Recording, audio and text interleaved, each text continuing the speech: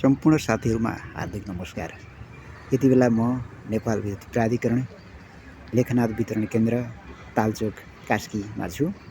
मैले यहाँहरुलाई यो दृश्य देखाइरहेको छु र यहाँ आज हाम्रो भित्ति लेखन कार्यक्रम अगाडि बढिरहेको छ।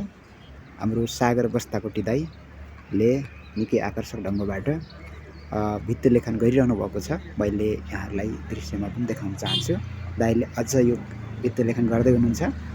मैले यो भित्तामा लेखिएका कुराहरूलाई जस्ताको तस्तै पढेर सुनाउन चाहन्छु।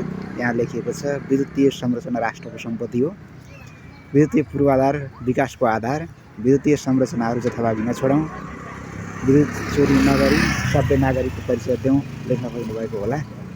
निकै आकर्षक हस्तलेखन रहेछ दाइको, हाम्रो सागर बस्ताकोटी दाइ।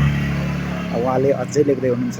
यसले हामीलाई के विश्वास छ भने आम उपभोक्ताहरूमा, आम ग्राहक महानुभावहरूमा एक खालको सचेतना विस्तार गर्नका लागि निकै नै ठूलो भूमिका निर्वाह गर्नेछ भन्ने हामीले विश्वास गरेका छौं र यसले कार्यालयको लेआउटलाई पनि निकै आकर्षक देखाएको छ साथीहरु।